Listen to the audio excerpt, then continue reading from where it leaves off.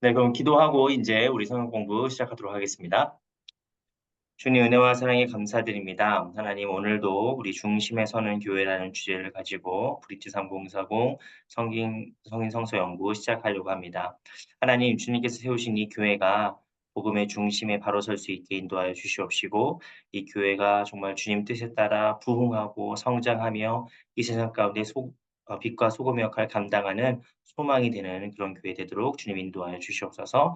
늦은 시간 퇴근하는 길 가운데 있는 우리 지체들 주님께서 안전하게 귀가할 수 있도록 지켜주시고 또 아이들 지금 양육하면서 또 재우면서 함께 성경 공부 듣는 우리 지체들 주님께서 귀하게 받아주셔서 하나님 우리의 일터와 가정이 늘 평안함 중에 거하게 하시고 형통한 가운데 주님께서 인도하셔서 우리가 더욱더 이 교회를 사랑하고 우리 공동체를 사모하는 저희들 모임이 될 수 있도록 주님 함께하여 주옵소서. 모든 것 주님께 맡기오며 예수 그리스도의 이름으로 기도드리옵나이다. 아멘. 네.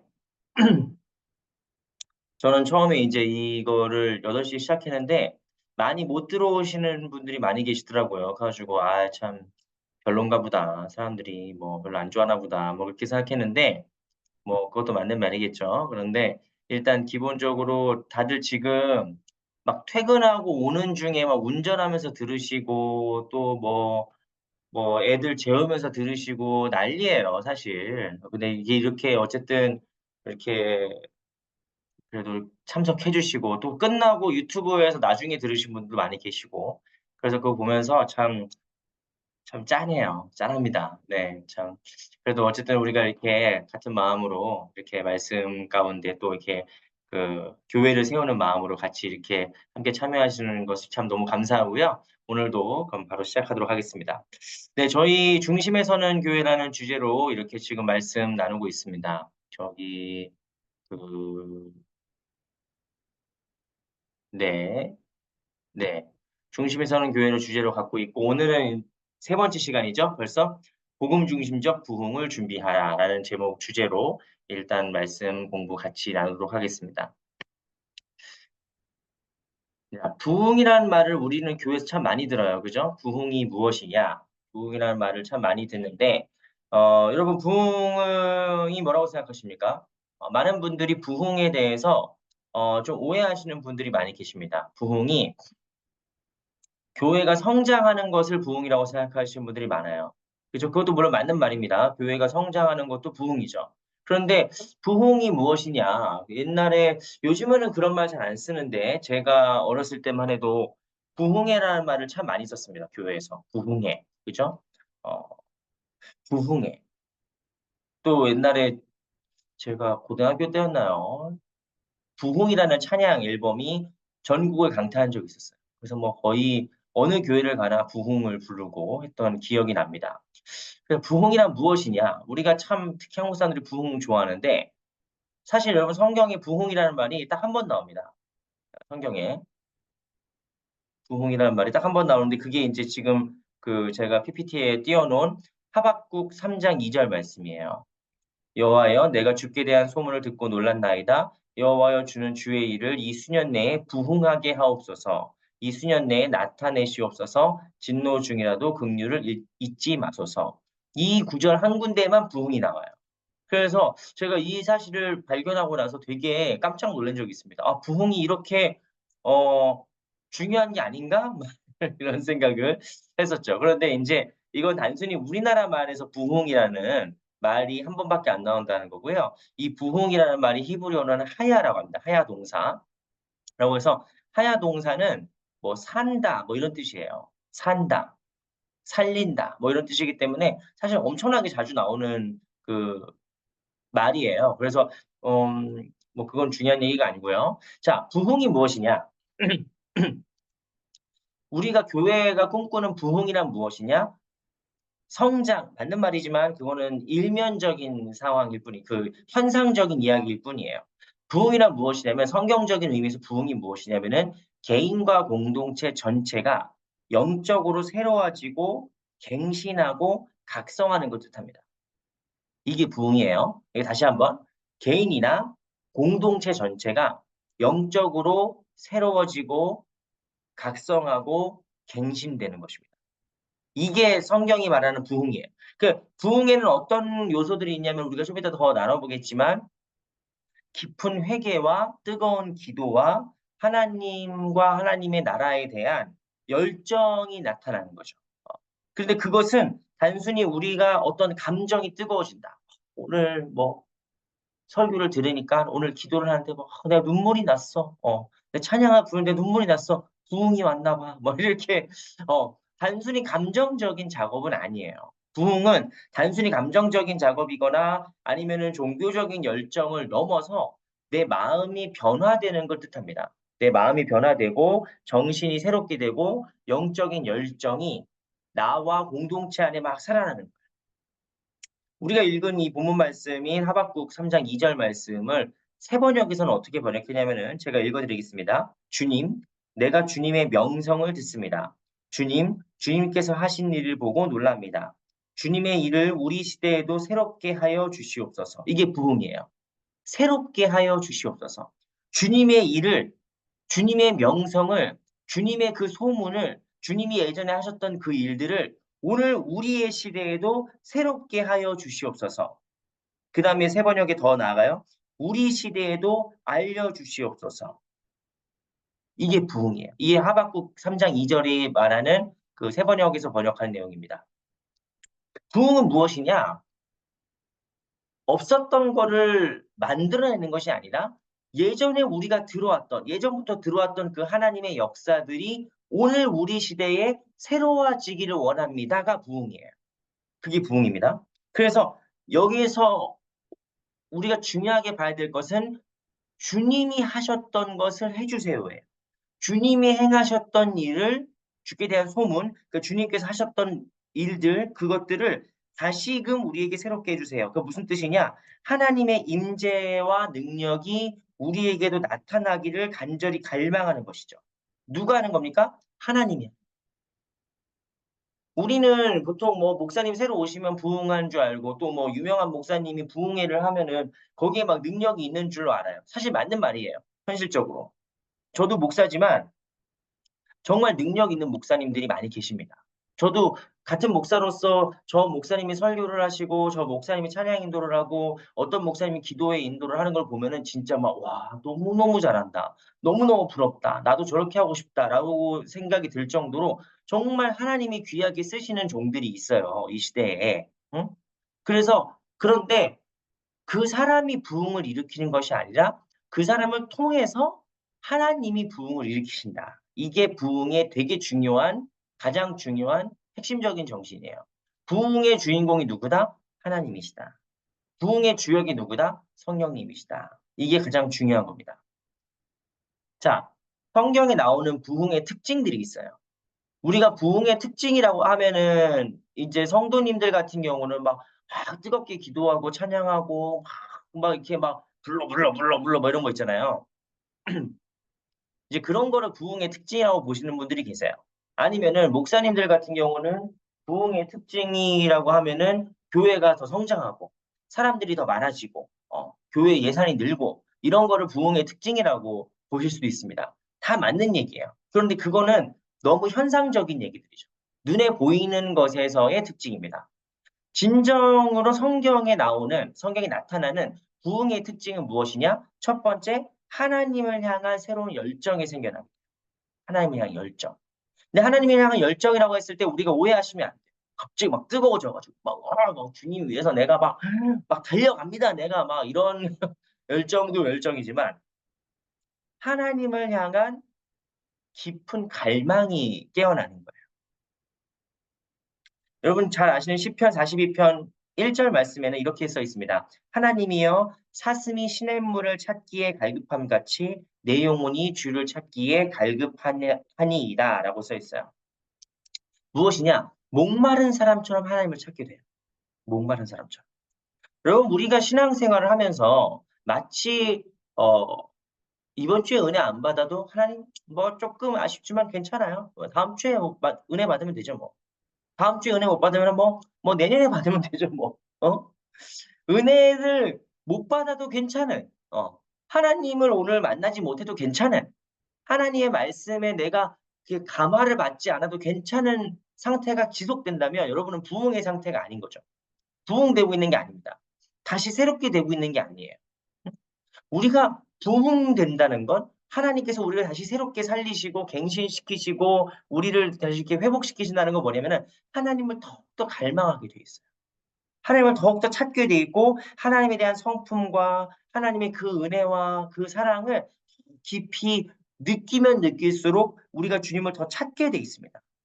부흥이란 무엇입니까? 하나님을 찾는 거예요. 하나님을 추구하는 거예요. 음? 두 번째, 부흥에는 어떤 현상이 나타나느냐? 회개가 나타나요. 회개. 여러분 늘 강조하지만 회개는 잘못을 뉘우치는 것이죠. 잘못을 뉘우치는 것입니다. 그런데 동시에 회개는 무엇이냐면 내가 이대로 살던 방향을 전환하는 거예요. 내가 지난주에 뭘 잘못했더라? 이렇게 고민하는 게 회개가 아니라 내가 지금까지 살아왔던 방법에서 하나님께서 원하시는 삶의 방법으로 바뀌어가는 것이 회개입니다. 음? 그래서 부흥을 위해서는 반드시 뭐가 수반되느냐? 회개가 수반돼요. 회개하라고 했을 때 어떤 분들은 오해를 하십니다. 내가 지난주에 뭘 잘못했지? 나 막 지난주에 남편한테 소리 지르고 애한테 짜증내고 이 사순절 동안 술 안 먹기로 했는데 술 먹었고 막 이런 걸로 막 그런 걸로 회개해야죠. 회개해야 되지만 진정한 회개는 뭐냐면은 요엘서 2장 12절에서 13절 말씀입니다. 요엘은 어떻게 얘기하냐? 이렇게 얘기합니다. 여호와의 말씀에 너희는 이제라도 금식하고 울며 애통하고 마음을 다하여 내게로 돌아오라 하셨나니.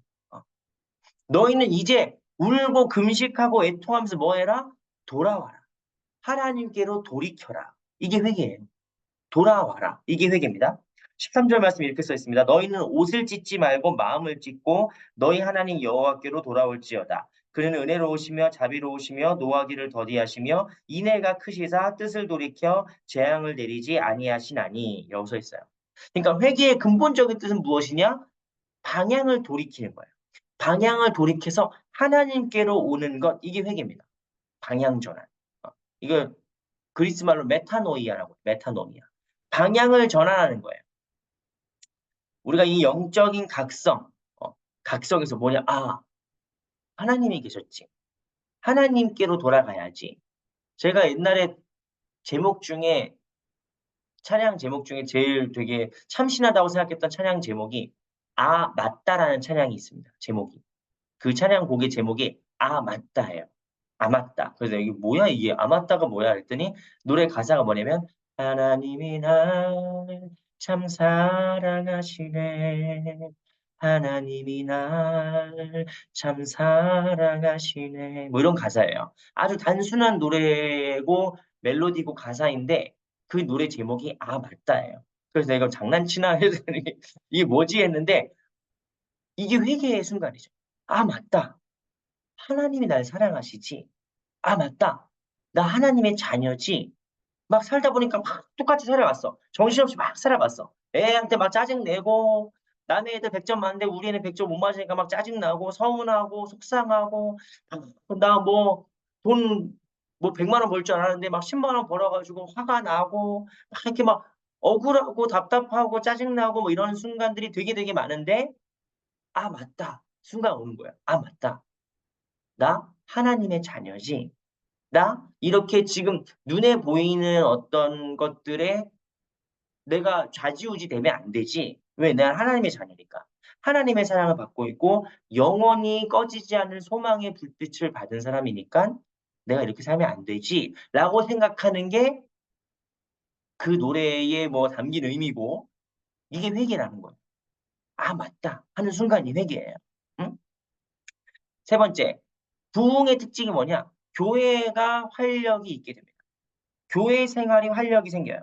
부흥은 뭐냐면은 그리스도의 몸인 교회가 새로운 생명력으로 꿈틀대는 거예요.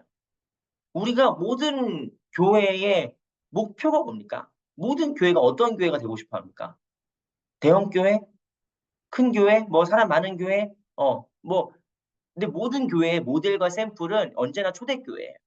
2000년 전에 초대교회가 모든 시대를 막론하고 건강한 교회가 가야 할 닮아야 할 모습이란 말이에요. 근데 그 초대교회가 어떤 모습이냐? 사도행전 2장 42절부터 47절까지 말씀. 좀 길어서 다 보진 않습니다. 근데 이 말씀을 보시면은 초대교회는 어떤 곳이었느냐? 사도들의 가르침, 복음이 선포되는 곳이고 성도들이 교제가 일어나는 곳이고 서로 떡을 떼고 기도에 힘쓰는 곳이에요. 날마다 믿는 자들이 더해지는 곳이에요. 그러니까 뭐예요? 교회가 생명력이 넘치는 것이에요. 생명력이 넘치는 곳, 그곳이 교회입니다. 10년 전에 봤던 사람 오늘도 보고 20년 전에 봤던 사람도 우리끼리만 친하고 물론 그것도 중요해요. 성도의 교제는 무척 중요한 것이죠. 그런데 내가 교회를 10년을 다니나 20년을 다니나 교회에서 내가 집사가 되나 권사가 되나 장로가 되나 맨날 그 모습 그대로면은 그거는 부흥하는 교회나 생명력 있는 교회라고 보기가 어렵죠. 생명력 있는 교회는 뭡니까? 부흥하는 교회가 뭐예요? 서로 복음의 말씀이 나누어지고 복음이 선포되고 교제하고 떡을 떼고 기도에 힘쓰고 서로 헌신하고 봉사하고 날마다 믿는 사람들이 더해지는 그런 역사가 일어나는 것이죠. 그러니까 교회 자체가 꿈틀꿈틀 성장하는 것이죠. 어, 여기에서 부흥이 나오는 거예요. 그러니까 부흥이 교회 성장이 아니라 교회가 부흥하면 성장하게 돼 있어요. 그거를 섞어버리면 안 돼요. 그렇다는 거고. 자, 네 번째, 사회에 영향을 미치게 됩니다.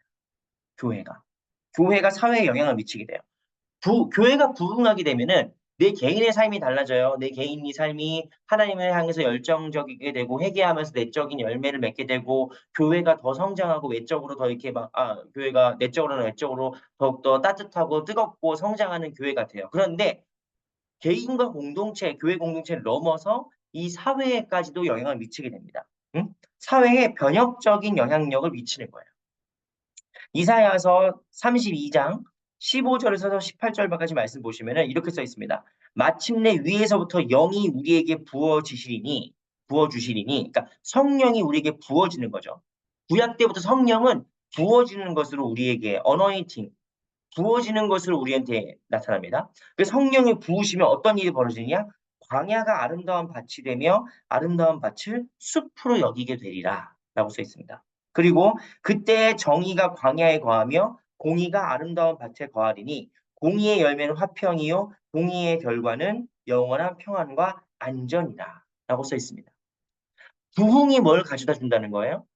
안전과 화평을 가져다 준다는 거예요. 부흥이.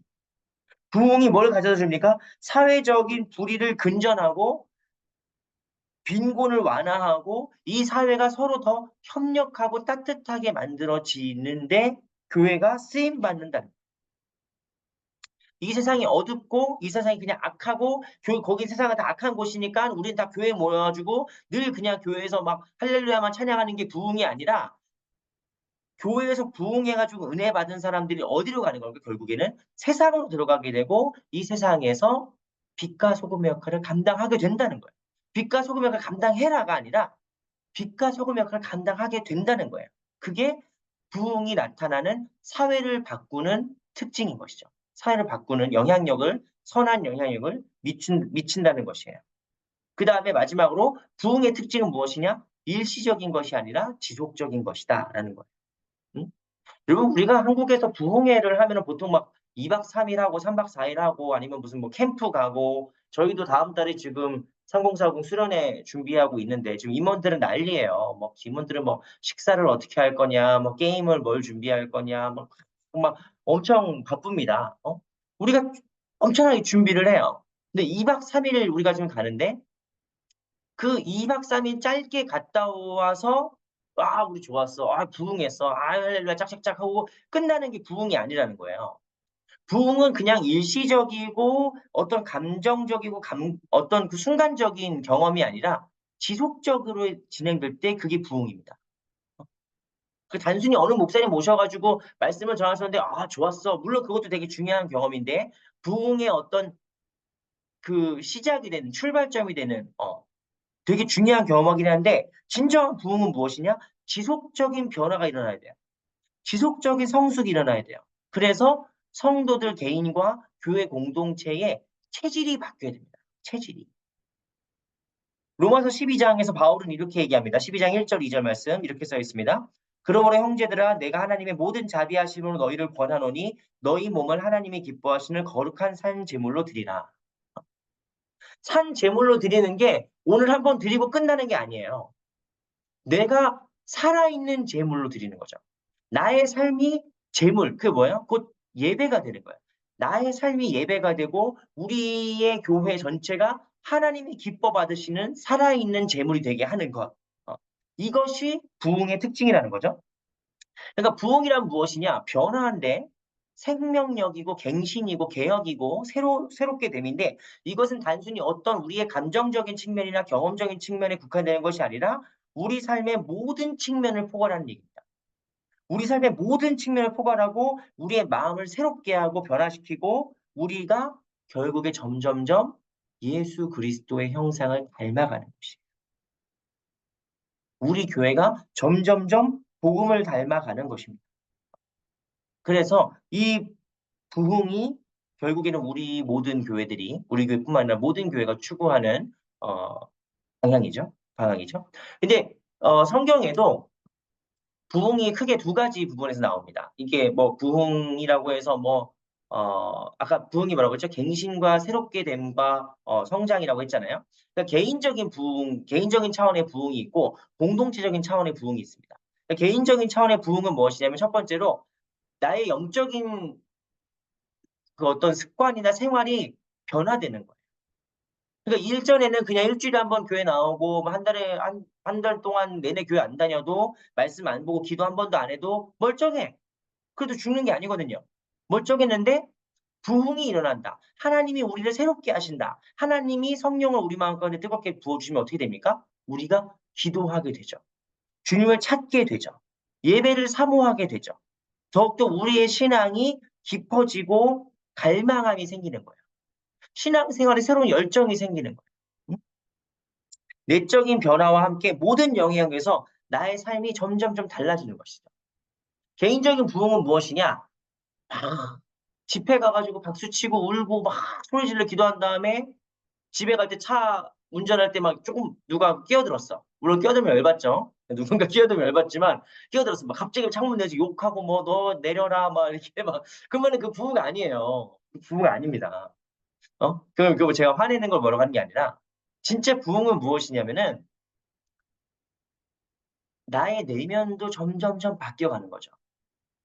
내가 내면이 점점점 그리스도를 닮아가는 거야. 어? 그리고 네 번째로 주관적인 경험이 생기는 겁니다. 부흥이라는 것은 어 단순히 은사를 얘기하는 게 아니에요. 뭐 방언할 줄 아냐 모르냐 뭐 이런 얘기를 하는 게 아니라 내가 하나님을 만나는 경험들이 더 깊어지는 거죠. 내가 말씀을 읽을 때나 기도를 할 때나 예배를 드릴 때나 교회에서 봉사를 할 때나 옛날에 그냥 시키니까 봉사하고 이번에 뭐 떡 나눠 주라니까 떡 나눠 줘야 되고 억지로 막 울며 겨자 먹기를 했다면은 교회에서 봉사를 하면 할수록 내가 더욱더 하나님의 마음을 깨닫게 되고 더욱더 성도들과 교회를 사랑하게 되는 거죠. 그럼 결론적으로 개인적인 부흥은 무엇이냐? 내가 하나님과 더 동행하게 됩니다. 내가 성령님과 더 친해지는 거예요. 성령님과 더 친해지고 늘 성령님과 동행하고 기도하고 말씀을 읽을 때도 내가 오늘 막 3장 읽어야지 뭐 막 이게 읽는 게 아니라 성령께서 우리를 조명해 주시는 거죠. 말씀을 깨닫게 하시는 거예요. 이게 결국 개인적인 부흥입니다. 근데 개인적인 부흥은 그냥 너 혼자 그냥 더 좋은 사람 되고 더 뭐 믿음이 깊어지고 그걸로 끝내는 게 아니라 반드시 공동체적으로 연결되게 돼 있어요. 응? 그래서 그 신학자 이름이 뭐였더라? 그 하나님의 영 쓴 책 쓴 사람. 그 아무튼 그 하나님의 영이라는 책을 쓴 미샤엘 벨커. 미샤엘 벨커가 한 얘기가 있습니다. 구약 성경에서 성령이 임한다는 것은 개인에게 임합니다, 성령은. 사사나 뭐 예언자나 왕이나 뭐 제사장이나 선지자나 개인적으로 성령이 임하는데 그 개인적으로 성령이 임하심의 목적은 반드시 공적이다라고 얘기했어요. 그게 되게 중요한 통찰입니다. 우리에게 성령께서 임하신다는 건 뭘까요? 하나님께서 우리에게 은혜 주시는 이유는 뭘까요? 우리 혼자 삼층천 갔다 오라고? 우리 혼자 막 할렐루야 박수치고 막 눈물 흘리고 막 놀라운 경험을 하는 게 목적이 아니에요. 그걸 통해서 반드시 공적으로 인도가 됩니다. 그것에서 반드시 공적인 사역을 하게 돼 있어요. 그 뭐예요? 공동체적인 부흥이죠. 내가 은혜 받는 걸로 끝나는 게 아니라 공동체가 부흥하게 되는 거예요. 그래서 공동체 전체의 회개와 갱신이 일어나고 공동체의 성장이 이루어지는 것이죠. 여기서 성장은 양적인 성장을 포함하는 일. 가끔씩 한국 교회가 너무 양적 성장과 어떤 수와 예산과 막 이런 거에 너무 몰두해 있어서 그런 걸 되게 부정적으로 여기시는 분들이 많아지기 시작했어요. 우리 교회는 양적 성장을 추구하지 않습니다. 나는 그게 더 이상하다고 생각해요. 어? 사람이 자라면서 키가 크고 할 수 있는 일이 많아지는 것처럼 교회가 더 하나 성령께서 부으시는 능력과 은혜를 가지고 부흥한다는 얘기는 내적으로 더욱더 튼튼해지고 단단해짐과 동시에 외적으로 더 큰 영향력을 미치게 돼 있습니다. 미치게 돼 있어요. 그러니까 뭐 어떤 교회가 뭐 분당 우리 교회 같은 경우가 이렇게 뭐 그 뭐야 분리개척을 한다거나 베이직 교회에서 우리는 기존 성도 안 받고 새 신자를 받겠다라고 하거나 그건 되게 좋은 자세죠. 좋은 태도입니다. 그런데 그렇다고 해서 그 목사님들이 양적 성장이 일어나지 않을까요? 나 설교 조회수 보니까 뭐 몇만이던데요, 그분들? 몇십만 넘는 것도 있고 조회수가. 어. 막을 수가 없는 거예요. 우리 교회 성도만 드려야 됩니다라고 해서 막을 수가 없는 거예요. 왜냐면 생명력 전체가 복음이라는 생명력 전체가 뻗어나가는 거를 막을 수가 없어요. 응? 옳지도 않죠. 그러니까 공동체의 부흥은 외적이고 양적인 성장을 자연스럽게 가지고 옵니다. 자연스럽게. 물론 제가 전에 있었던 이민교회랄지 뭐 지역에 따라서 시골이랄지 뭐 어떤 지방 같은 경우는 양적인 성장 자체가 불가능할 때가 있죠. 불가능한 경우도 있습니다. 그래서 뭐 양적으로 성장하지 않는 교회는 부흥한 교회가 아니다. 뭐 성령의 교회가 아니다. 요딴 얘기를 하는 게 아니에요. 그런 얘기를 하는 게 아닙니다. 근데 성장하는 것은 자연스러운 일이다. 뭐 이런 얘기를 말씀드리다가 말이 잠깐 샜어요. 어쨌든 공동체가 부흥을 경험한다는 건 무엇이냐? 외적으로 성장과 함께 뭐 이것저것 또 있는데 동시에 말씀의 사모함이 커져요. 교회 공동체 전체가 말씀을 사모하는 게 커져요. 그리고 무엇보다도 기도가 뜨거워집니다. 기도. 제가 이 시간의 주제가 아니기 때문에 더 길게 얘기하지 않겠지만 한 10년 넘게 성장하는 교회들을 분석한 책들이 몇 개 있어요. 근데 그중에 성장하는 교회들, 뭐 소위 말해서 교단을 막론하고 지역을 막론하고 성장하는 교회들의 특징들을 분석한 그 책의 결론이 뭐냐면은 그 저자가 결론이 뭐냐면은 신학적인 색깔도 다르고 구성원들의 모습도 다르고 다 다양하다는 거예요. 그런데 그 모든 교회의 공통적인 특징은 무엇이냐면은 뜨거운 기도에 있었다. 아주 열렬한 기도가 있어요. 그거는 모든 성장하는 부흥하는 교회의 그냥 핵심입니다. 기도 없이 성장하는 교회는 없어요. 그래서 교회가 성장하고 싶다? 우리 브릿지 3040이 막 더 부흥하고 싶다? 기도가 없이 그런 일이 일어나지 않습니다. 기도 외에는 하나님의 능력이 이렇게 연결되고 역사할 방법이 없어요. 주님께서 말씀하신 거. 그 마지막으로 어떻게 되냐? 교회가 부흥하게 되면은 그 교회의 영향력이 넓어지게 돼요. 교회의 확장력이 넓어지게 됩니다. 이것도 막 교회에 대해서 워낙에 최근에 오해하는 일들이 많으니까 교회가 막 정치권에 영향을 미치려고 하고 교회가 뭐 이렇게 뭐 그런 기득권에 더 막 이렇게 뭐랄까 기득권에 편승하려고 하고 막 이런 것들 우리가 많이 보다 보니까 교회가 막 다 이렇게 우리 그냥 몰래 예배드리자 우리끼리 그냥 조용히 예배드리고 밖에 나가서는 안 다니는 교회 안 다니는 사람인 것처럼 막 이렇게 행동하려는 경향들이 있어요 우리 젊은 세대들한테 그런데 아니에요, 사실은. 우리가 정말 바른 교회고 우리가 정말 건강한 교회면은 이 교회가 이 지역 사회에 그리고 나아가서 우리나라에 선한 영향력을 미치는 거는 대단히 자연스러운 일, 당연한 일이에요. 그래야 하는 일입니다. 자, 성경 속에 부흥의 사건들이 많이 나타나요. 성경 속에. 오늘 뭐 성경 속의 부흥의 사건들을 다 따지면 정말 뭐 한두 끝도 없죠. 사실 부흥이라는 말이 뭐라고 나왔죠? 히브리어에서 하야라고 했죠. 하야. 하야라는 말은 살리다, 살게 한다, 산다, 뭐 이런 뜻이에요. 그러니까 대단히 많이 나오는 말이고, 사실 성경에서 성령의 역사는 결국 다 뭐냐면은 우리를 살아나게 하는 일이에요. 독일말로 레벤디시라고 해요.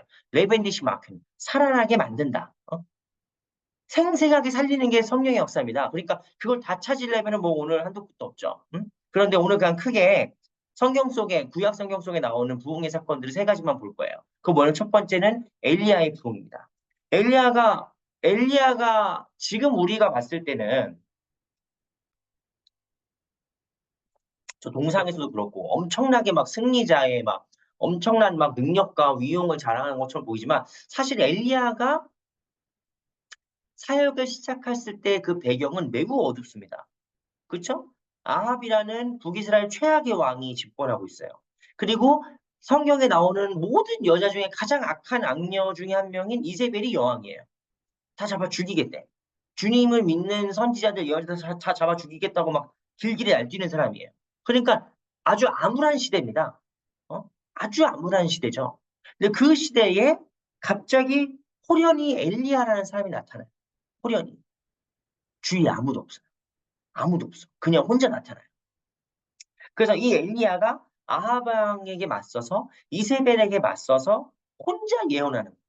가뭄을 예언하고 그래서 갈멜산에서 이제 대결을 펼치고 하는데 어쨌든 그 배경 자체는 야 도대체 이제 하나님의 율법은 하나님의 말씀은 끝나버린 게 아닌가.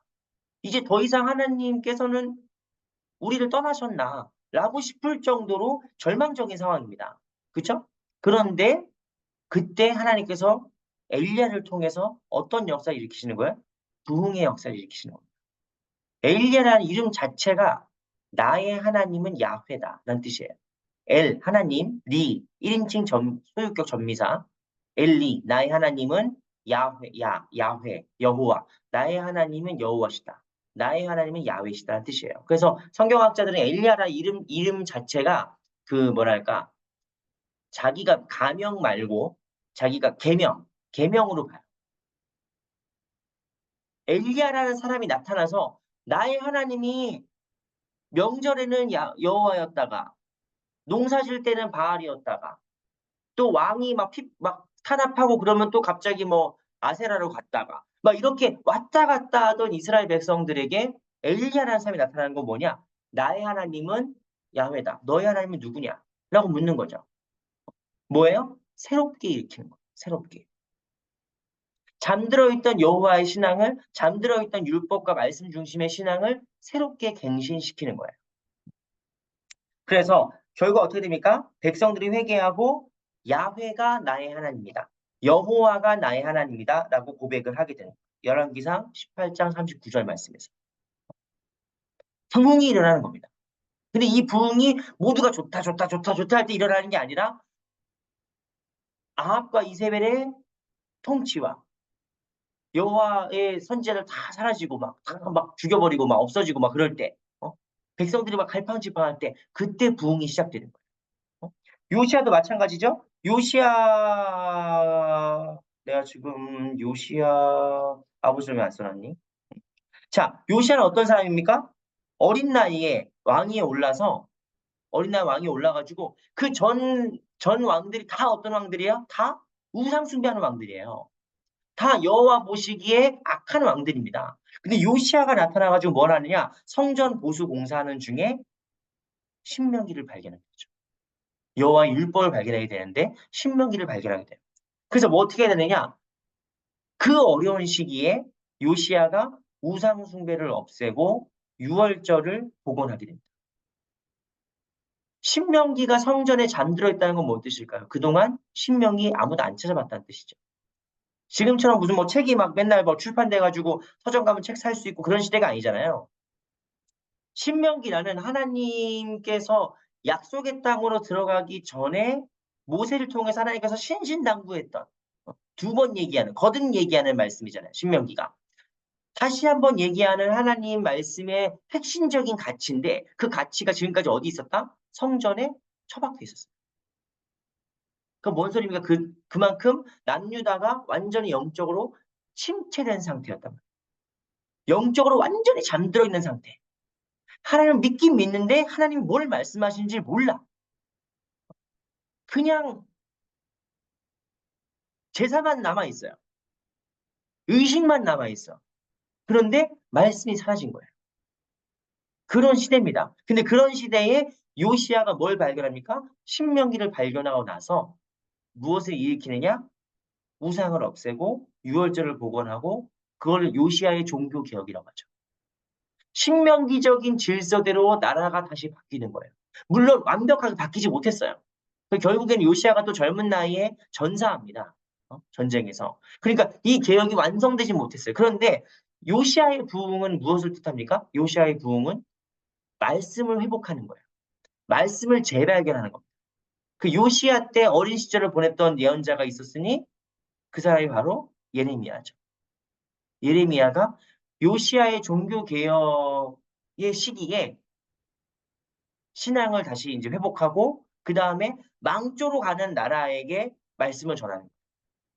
그리고 이 나라가 결국에는 바벨론의 포로로 끌려가게 될 것이고 그 뒤에 하나님께서 다시 돌이키실 것이라고 예언을 하게 됩니다. 그러니까 이 부흥의 끈들이 사라지지 않아요. 하나님 말씀은 잠들어 있는 것 같고 마치 죽은 것 같고 이제 끝난 것 같고 암울하고 희망이 보이지 않는 것처럼 보여도 결국에 말씀을 통해서 또 사람들을 통해서 그 역사를 계속 이루어 가신다는 게 성경이 우리에게 증언하고 있는. 그다음 마지막으로 우리가 보고 싶은 게 우리 수련의 주제 중에 하나예요. 에스라입니다. 에스라.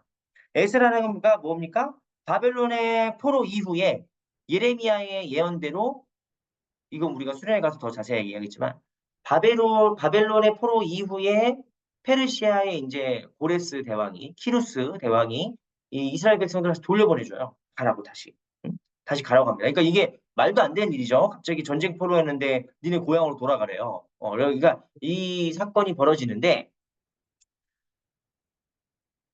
그 에스라 전체의 스토리는 우리가 좀 더 우리가 수련회 때 자세히 보겠지만 어쨌든 막 정말 많은 일들이 있었어요. 막 시도했다가 꿈과 희망을 갖고 막 시도했다가 다시 실패했다가 막 중간에 방해가 있다가 막 수많은 일들이 있었습니다. 근데 그때 이제 하나님께서 누구를 쓰시느냐? 에스라를 쓰십니다. 에스라가 나타나서 에스라는 어떤 사람이냐? 이 사람 또 학자예요. 엘리야는 막 엄청나게 부흥사, 막 엄청나게 막 뜨겁고 막 능력 있고 막 이런 부흥사 느낌이고 요시야는 책임이 있는 뭐 뚝심 있는 왕의 느낌이라면 에스라는 어떤 사람이 그 학자입니다. 정확한 학자예요. 근데 이 학자를 통해서 에스라가 무엇을 하느냐?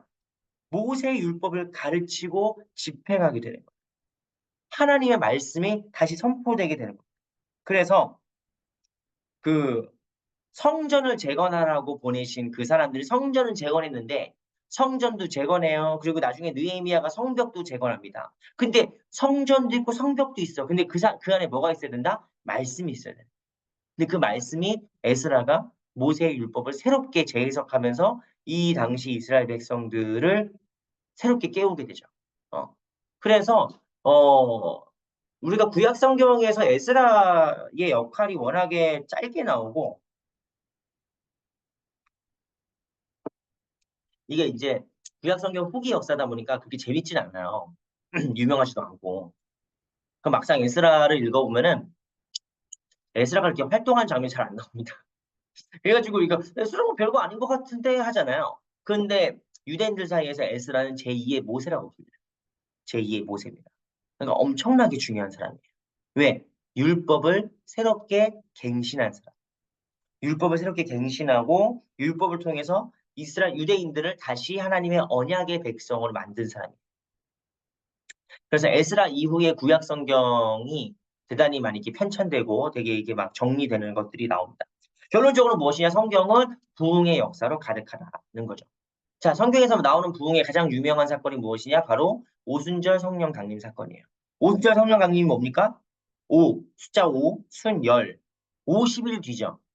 6월절 후 50일 뒤. 그게 오순절입니다. 근데 오순절에 주님께서 주님께서 약속하시고 이제 내가 성령을 너에게 보내겠다. 오직 성령이 너에게 임하시면 너에게 권능을 받고 예루살렘과 온 유대와 사마리아 땅 끝까지 이르러 내 증인이 되리라. 뭐 이렇게 말씀하신 다음에 이제 하늘로 가시죠. 그러니까 주님의 제자들이 마가다락 방에 모여가지고 뭐 하죠? 기도하죠. 기도하니까 어떻게 됩니까? 성령이 임하세요. 성령이. 지금까지 구약에 있었던 엘리야나 뭐 요시야나 에스라나 뭐 성령의 사건들이 있어요. 근데 그 모든 성령의 사건들은 일시적이고 순간적이고 개별적이죠. 그런데 오순절 성령의 강림 사건은 무엇이냐? 이거는 항구적이고 이거는 보편적이에요. 그리고 세계적이에요. 그래서 성경 속의 진정한 부흥, 뭐 부흥은 여러 가지 다 부흥이지만 우리가 가장 추구하고 우리가 가장 꿈꾸고 우리가 이 시간에도 가장 하나님께 기도해야 될 그 부흥의 기도 제목은 무엇이냐? 오순절 성령 부흥입니다. 오순절 성령 강림 사건이에요. 오순절 성령이 임하셔가지고 제자들이 어떻게 됐느냐? 성령의 능력으로 충만하게 돼요. 그리고 각자 다 다양한 사람인데 하나가 됩니다. 하나가 돼요. 뭐 오순절의 이야기는 우리가 그리고 결국 오순절을 통해서 무엇이 탄생하느냐? 교회가 탄생하게 되죠. 교회는 만들어진 제도가 아니라 성령에 의해서 탄생한 생명체입니다. 교회는 생명체예요. 그래서 사람이 밥 먹어야 사는 것처럼 교회는 뭐 먹어야 살아요? 성령을 먹어야 살아요. 성령 먹는다는 표현이 좀 이상하네요. 성령을 숨 쉬어야 돼요. 성령으로 숨 쉬어야 교회가 사는 거예요. 왜? 교회의 생명력이 성령이에요. 어? 성령님이 없이 교회가 온전해질 수 없습니다. 그 교회는 어떤 곳이에요? 성령의 전. 하나님의 백성이고 교회는 그리스도의 몸이고 교회는 성령의 전이에요. 이건 교회의 핵심 가치입니다. 핵심 가치. 어쨌든 교회의 부흥이 곧 교회가 나타났다는 거죠. 우리가 뭐 오늘 이거 다 다루면은 다 다룰 수도 없고 다 다루면 이제 다 나가실 거예요. 지금 몇 명 들어와 있나. 그죠? 지금 들어오신 분들이 이걸 내가 다 얘기하는 순간 이제 나가실 거기 때문에 자, 역사 속 기독교 2000년의 역사에서 부흥의 순간이 없었던 적이 어디 있겠습니까, 사실. 모든 순간, 매 순간이 부흥이죠. 왜? 성령님이 우리를 새롭게 살리신 거가 다 부흥이에요, 사실. 그러니까, 그리고 기독교 2000년 역사의 모든 사건이 어떻게 다 기록이 되겠습니까? 문자도 없었을 시대에. 그죠? 그래서 우리가 다는 몰라요. 다 몰라. 그런데 그냥 굵직굵직한 사건들만 간단하게 보자면은 교회의 탄생이 부흥이라고 했죠. 교회. 교회는 사람들이 모여서 세운 조직이 아니라 성령에 의해서 모이는 그 사람들이 교회가 돼요. 그러니까 교회 탄생 자체가 부흥입니다. 그리고 그 교회가 핍박과 박해와 위협과 모든 고난 속에서도 결국에 어떻게 되는 거예요? 황제의 공인을 받게 돼요. 그리고 얼마 안 가서 로마 제국의 국교회가 됩니다. 국교. 그러니까 박해를 받던 믿으면 죽는 종교에서 이제는 안 믿으면 죽는 종교가 되는 거예요. 어? 그래서 문제 이제 안 믿으면 죽여가지고 문제인데 어쨌든 제국의 종교로 바뀌게 되는 거예요. 놀라운 부흥의 역사를 사실. 근데 그와 동시에 어떤 일이 벌어지냐면은 어제 김주경 목사님 3일 기도회 설교에서 잠깐 말씀하셨는데 교회가 제국의 국교가 되면서 이제는 모든 사람들이 교회를 다녀야 되죠. 황제가 교회를 다니니까. 황제가 예수를 믿으니까. 그러니까 예수님을 따라가려고 예수 믿는 게 아니라 그냥 성공하려고 예수 믿고 싶어진 사람들이 많아진 거죠. 성공하려고 교회 다니고 황제의 눈에 잘 들려고 교회 다니는 사람들이 많아지기 시작한 거예요. 그럼 교회가 어떻게 됩니까? 타락하게 되는 거죠. 변질되게 돼요. 그래서 그때 어떤 부흥의 역사가 일어나느냐? 사막으로 나갑니다. 아, 교회에서 예수 믿기 너무 힘들다. 너무 안타까운 고백이죠. 너무 안타까운 현실이죠. 교회에서 예수 믿기가 너무 힘들다. 그래서 나는 어디로 간다? 사막으로 간다. 아무도 없는 곳에 가가지고 거기에서 이렇게 막 기도하고 수행을 하고 그러면서 예수 믿는 사람들이 생겨나요. 그리고 그 사람들을 추종하는 사람들도 생겨나고 어쨌든 그런 일도 있고 그다음에 이제 교회가 제도적으로 굳어지면서 여러분 중세 시대가 말이 천년이지 중세 말이 천년이지 어마어마하게 긴 시간이잖아요. 그 길고 긴 시간 동안 교회가 멀쩡히 잘 가면 좋은데 이게 막 정치판이 돼버리는 거예요. 그래서 막 추기경 자리 돈 내고 살려고 하고 막 교황 되려고 막 온갖 가문과 세력과 막 이게 막 거의 뭐 대선 뭐 저리 가라 할 정도로 어마어마하게 난장판이 벌어집니다. 그때마다 어떤 운동이 벌어지냐면은 수도원 운동들이 생겨나게 돼요. 수도원 운동들. 뭐 프란체스코랄지 베네딕투스랄지 뭐 여러 수도사들이 기존의 교회, 그냥 카톨릭 성당 교회가 아니라 이 사람들이 모여서 말씀 읽고 기도하고 노동을 통해서 더 예수님 닮은 모습으로 뭐 탁발 수도에도 있고 뭐 그렇잖아요. 뭐 제가 자세히 뭐 다 쓰진 않았습니다. 근데 어쨌든 뭐 자료를 찾으면 뭐 한도 끝도 없으니까 수도원 운동들이 생겨나게 돼요. 이 수도원 운동이 상당히 되게 중요합니다. 되게.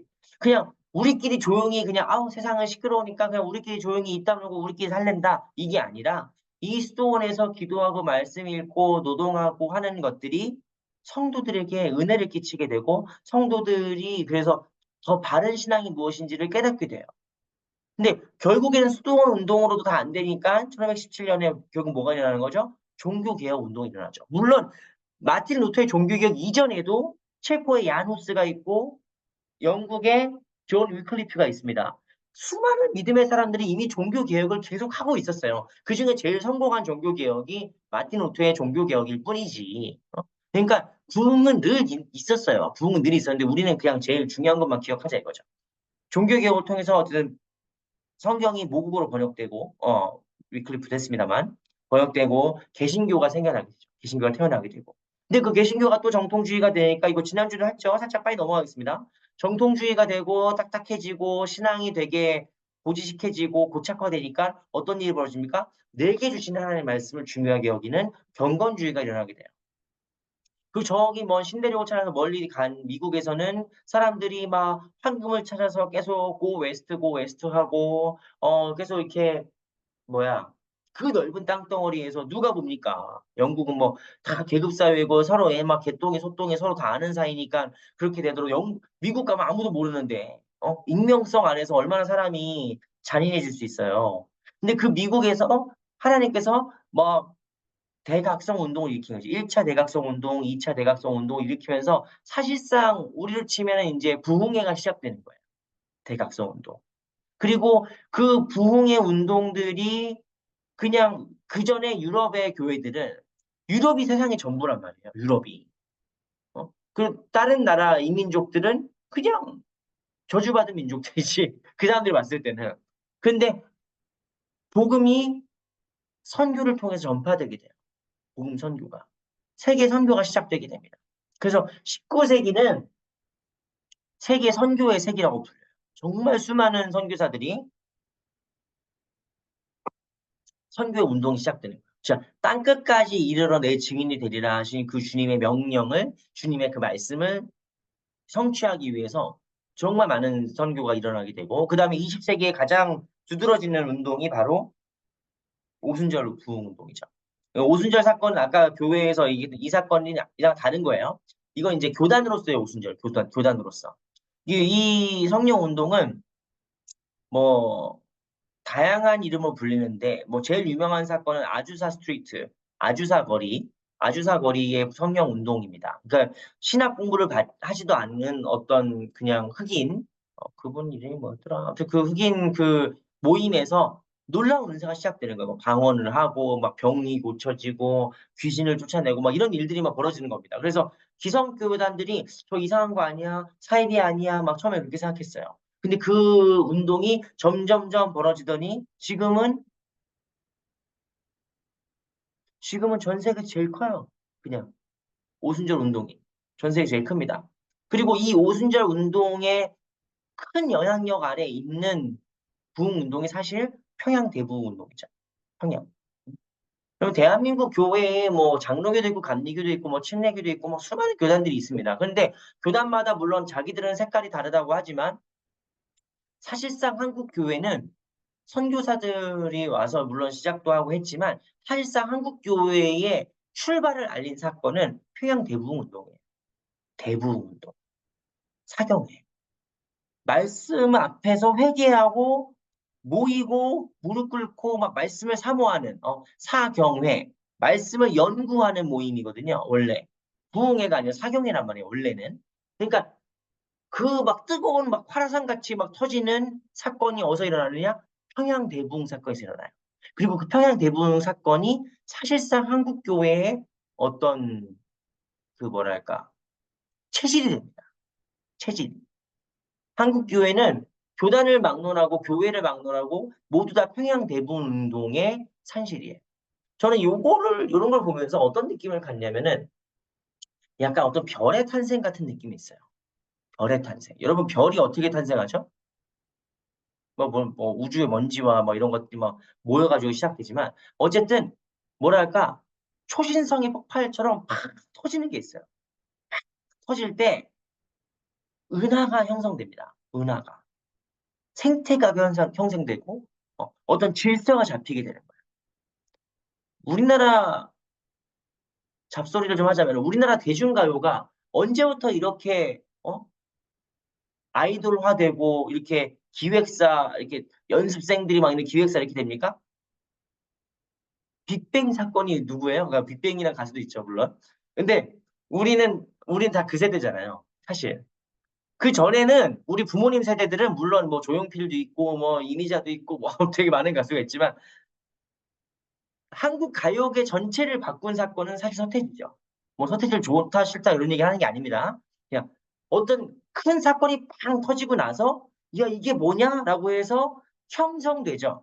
그래서 그 다음에 나온 게 뭐 H.O.T고 잭스키스고 뭐 이런 거 아니겠습니까? 예. 뭐 여러분들 얼굴을 보지 못하니까 내가 지금 무슨 얘기하고 있는지 모르겠습니다. 어쨌든 부흥의 역사는 이렇게 폭발적인 다이너마이트 같은 역사들이 있다. 그 두 번째로 이 역사 다이너마이트가 빵 터지고 끝나는 게 아니라 다이나믹스로 계속 이어진다는 거예요. 이게 부흥인 것이죠. 자, 마지막입니다. 오늘날 부흥이 될까요? 오늘날 부흥이 될까요? 라고 만약에 지금 우리 교회에 있는 수많은 목사님들, 전도사님들한테 오늘날 여러분 교회 부흥이 될 것 같습니까? 그럼 많은 우리 목사님들은 다 믿음이 좋으시니까 아멘 하시겠지만 저같이 이제 믿음이 약하고 의심 많은 사람들은 이재용 목사님 오늘날 교회가 부흥이 될까? 그럼 나는 뭐라고 얘기할까요? 에이, 에이, 에이, 뭐 이러겠죠 저는. 근데 오늘날 교회 부흥이 될까요? 라고 얘기하면은 사실 부정적인 현상이 더 많아요. 응? 내가 이 유튜브에 남아가지고 지금 여기 안에 들어와 계신 분들의 참가자를 부르지 않는 거예요. 응? 여러분, 오늘날 사실 우리가 예수 믿기 힘든 시대죠. 응? 힘든 시대입니다. 교회가 참 어려운 시대. 한국 교회도 사실 80년대에 엄청난 부흥과 성장, 소망교회는 그 거의 뭐 7, 80년대 한국교회 부흥의 선두주자 중에 하나니까, 소망교회. 근데 그때와 같은 부흥이, 그때와 같은 성장이, 뭐 폭발적인 역사가 또 일어날까요? 라고 얘기하면 저는 솔직히 그냥 그냥 어떤 뭐랄까 신학자로서 만약에 말씀드리자면은 조금 네거티브하죠. 이렇게 스캡티시하죠. 얘가 회의적이에요. 얘는 뭐 그거 될까? 뭐 이런 거 있잖아요, 전체적으로. 그런데 그 목사님 그냥 그 목사 왜 해요? 뭐 이렇게 얘기하면 할 말이 없습니다만. 그럼 이제 교회에 부흥이 필요 없나요? 교회 부흥 끝났나요? 한국 교회, 뭐 우리 소망 교회 이제 부흥 필요 없나요? 라고 얘기하면 그건 아니에요. 부흥이 필요해요. 부흥도 필요하고 성장도 필요합니다. 왜 그러느냐? 첫 번째, 이 세상이 다원화됐기 때문입니다. 다원화됐기 때문에. 이거 좀 어려운 얘기니까 대충 넘어갈게요. 옛날에는 세상이 그냥 우리 아버지가 장로교에 있으면 우리 아들도 장로교고 나도 장로교인이고 우리 손자도 장로교이고 뭐 이렇게 쭉 그냥 장로교예요. 네, 우리 아버지가 뭐 카톨릭이면은 우리 뭐 나도 카톨릭이고 우리 아들도 카톨릭이고 손자도 카톨릭이고 그냥 쭉 왜 다원화된 게 아니고 내가 고를 수 있는 게 아니고 그냥 그렇게 정해진 거죠. 정해진 거예요. 그런데 오늘 현대 사회는 다원화되었기 때문에 그리고 이동도 잦고 옛날에는 개똥이는 뭐 쌍문동 살았다 하면 그냥 죽을 때까지 쌍문동 사는 거예요. 그냥 웬만하면은 큰일이 있지 않는 이상. 근데 오늘날은 내가 태어나고 자라고 학교 다니고 일하고 하는 곳들이 다 달라질 수도 있는 시대란 말이죠. 너무나 많은 가능성들이 생겼어요. 그러면서 어떤 일이 벌어지냐면은 좋은 거는 이제 신분과 어떤 나의 상태의 개선이 이루어질 수 있죠. 근데 어려운 점은 뭐냐면은 신념 체계가 단절된 거예요. 어려운 거예요. 내가 지금까지 믿고 살아왔던 것, 나의 정체성 형성해 왔던 것이 단절되는 위기를 겪게 되는 거예요. 이게 어려운 얘기인 것 같지만 여러분 하다못해 그냥 여러분이 뭐 직장에서 만약에 주재원으로 나갔다. 가지고 뭐 유럽인가 뭐 미국 어디 나갔다. 유럽이나 미국으로 나가면 그래도 좀 익숙하니까 다행이지. 뭐 어디 뭐 진짜 막 잘 모르는 나라로 갔다. 그러면 여러분 상당히 힘듭니다. 어? 내가 한국인으로서 당연하게 생각하며 살았던 것들이 갑자기 끊기게 되면서 상당히 어렵죠. 제가 이라크에 파병 간 적이 있다고 말씀드렸잖아요. 이라크에서는 그 일주일의 달력으로서 금요일이 걔네들 뭐 안식일 같은 거예요.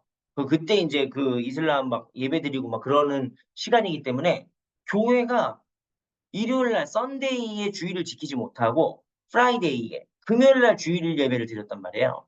근데 거기에 있어서 이제 막 어떤 분들은 이게 막 그 수용이 안 되더라고. 막 납득이 안 되고 어떻게 주일을 안 지킬 수 있냐 가지고 막 그러는데 그거 하다못해 뭐 이거 정확한 비유가 아니었네요.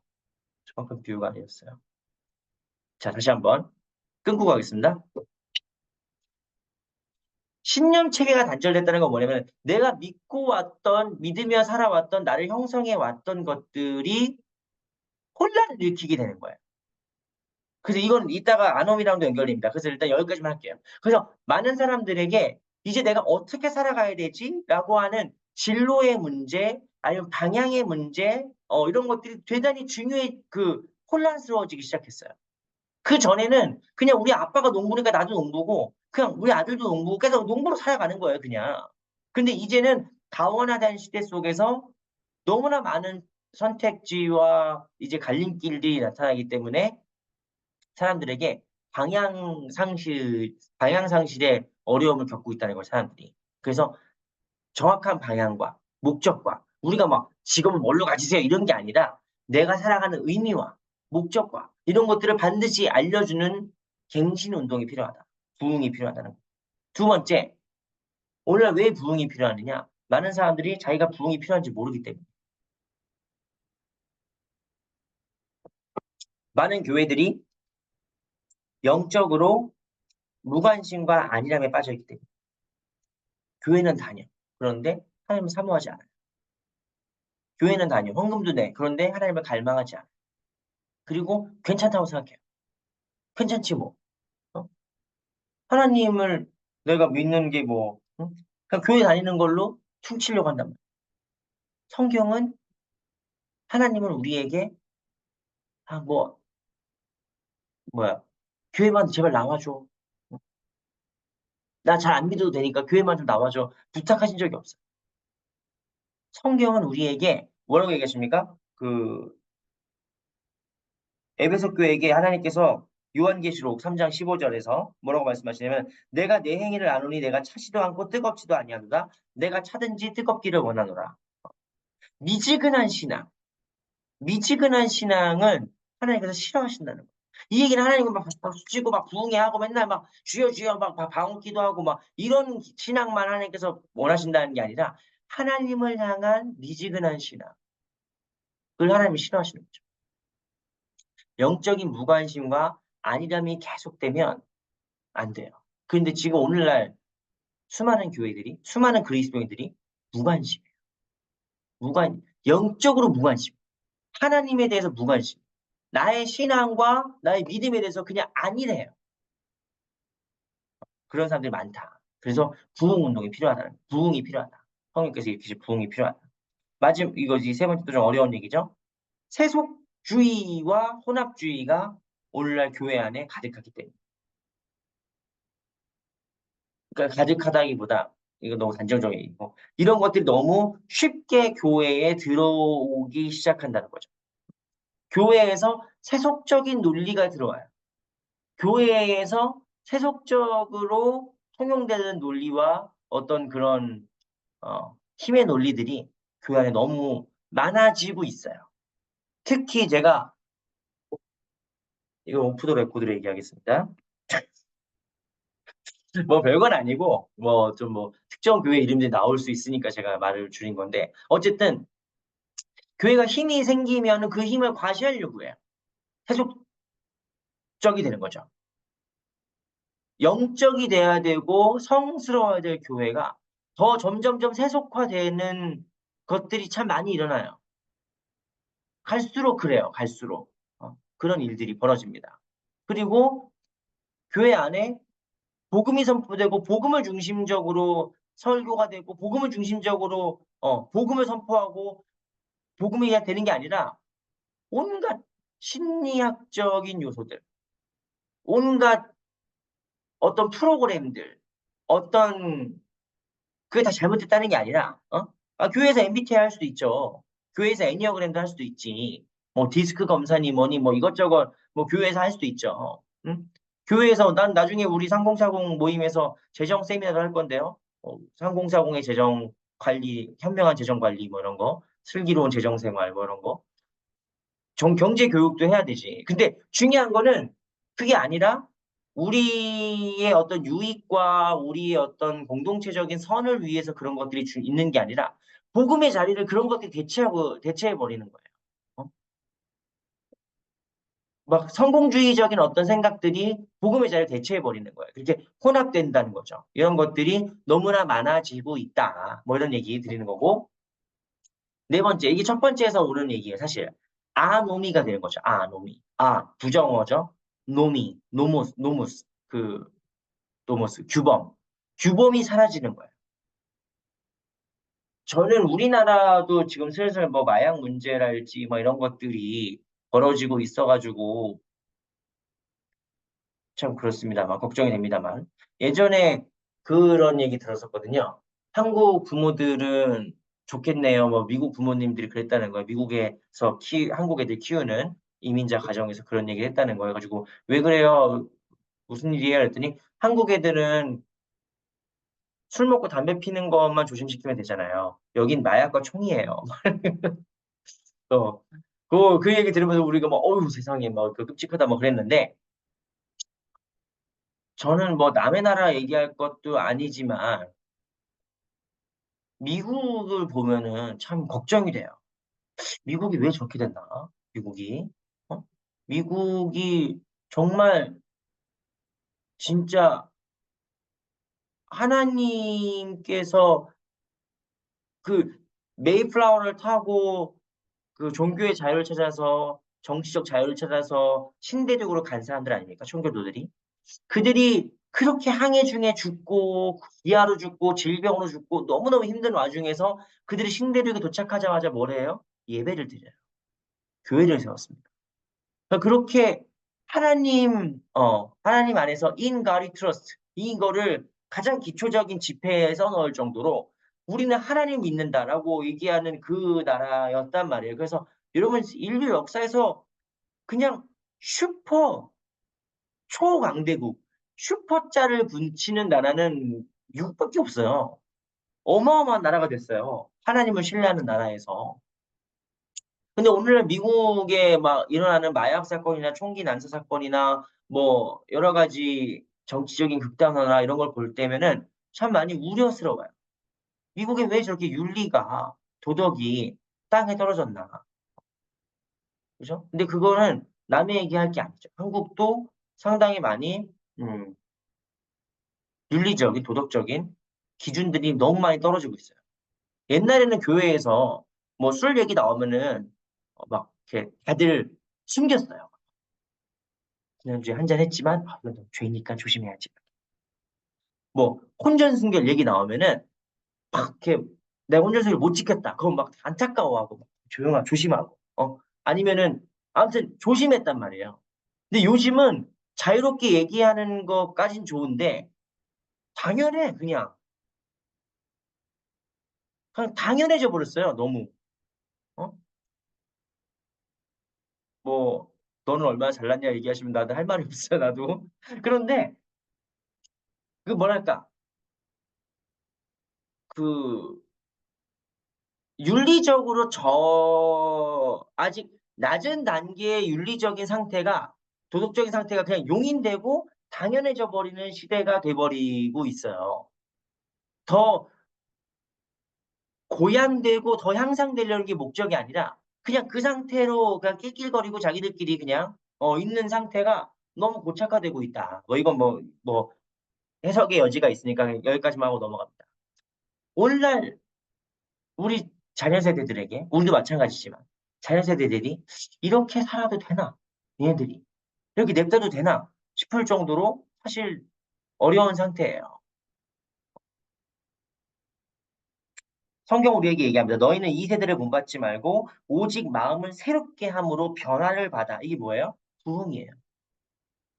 성경은 우리에게 너희는 이 세대를 본받지 마라. 세속을 본받지 마라. 그리고 어떻게 해야 되냐? 마음을 새롭게 하고 변화를 받아서 한마디로 부흥이 되어서 하나님의 선하시고 기뻐하시고 온전하신 뜻이 무엇인지 분별하라라고 가르칩니다. 오늘날 우리에게 필요한 부흥 운동이 뭐예요? 우리 자녀들에게 부흥이 필요합니까? 필요합니다. 필요해요. 마지막 다섯 번째로 오늘날 너무나 많은 이단들이 급부상하고 있죠. 특히 신천지가 제가 독일 교회에 있을 때 독일 교에서 공문이 왔어요. 코리아니시 섹트, 한국의 이단인 신천지라는 데서 교회 활동하고 있으니 주의를 당부합니다라고 독일말로. 한편으로는 되게 진짜 기가 차더라고요. 대단합니다. 대단해요. 한국에 그때 코로나의 어떤 원흉 같이 이렇게 지목이 되면서 상당히 많이 위세가 꺾였고, 그쵸? 그랬는데, 이제는 해외로 진출하더라고요. 아, 진짜. 엄청나요. 나는 신천지 애들을 정말로 당연히 뭐 어떻게 좋아할 수가 없죠. 걔들 어떻게 좋아합니까? 그런데 진짜 나는 걔네들 보고 회개했어요. 회개했어. 야, 진짜 기성교회가, 우리 정통교회가 저 정도 열심히 있었나? 저 정도 열심히 우리가 가진 적이 있나? 아, 진짜. 걔네들 배워야 된다고 얘기하면 안 되는데. 아무튼 대단합니다, 진짜. 근데 어쨌든 이게 지금 제가 웃자고 하는 소리가 아니라 실제로 정말 대학부 활동하시는 사역자님들 얘기 들어보면은 정말 수많은 대학생들이 미혹을 받고 있고 정말 수많은 직장인들 동호회나 할지 뭐 이런 데서 미혹을 받고 있고 또 한국 사람들은 정이 약하잖아요. 끊지를 못해. 그러니까 막 이렇게 막 끌려 들어간단 말이에요. 심지어 제 아내 친구 중에 이단이 있어요. 저기 박옥수 계열 쪽에 있는 이단이 있어요. 친구는 아니지. 사실 고등학교 동창이지. 고등학교 동창인 여자애가 그 박옥수 그쪽 이단인데 그렇게 연락이 와요. 제 아내한테. 아내한테 연락이 오고 그래서 차단을 지금은 했을 거예요. 결국에는. 내가 결혼했고 이제 사모고 남편이 목사고 나도 이제 나는 그쪽은 아니다. 이제 그런 얘기 뭐 안 했습니다. 이게 우리 아내가 막 설득도 하고 얘기를 해보고 했는데 어쨌든 어 이단들은 일단 세뇌가 된 상태이기 때문에 사실 말이 통하지 않거든요. 결론적으로 그러니까 이단을 바꾸고 이렇게 하는 것도 중요하지만 사실 우리가 이단에게 공격과 미혹을 당하지 않는 게 더 중요합니다. 오늘 여호와의 증인 사람과 1시간 정도 얘기했죠. 이게 쉽지 않아요. 우리가 그 사람들을 바꿀 수가 없어요. 목사고 뭐 목사 할아버지가 와도 그 사람들을 설득할 수가 없어요. 이미 세뇌가 된 상태이기 때문에. 그래서 우리가 성령을 새롭게 받아서 성령 무장하고 성령을 충만해져야 되는 이유가 무엇이냐? 우리를 지키기 위해서. 우리 자녀를 지키기 위해서.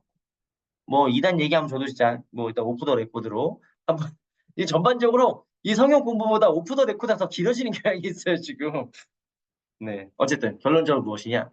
복음 중심적인 부흥은 오늘날에도 필요합니다. 그리고 그거는 막 안 되는데 우리가 어떻게 해보려고 막 노력해서 되는 게 아니라 하나님께서 행하고 계세요. 우리가 그 하나님의 역사에 동참하고 동역하는 것이 중요하다.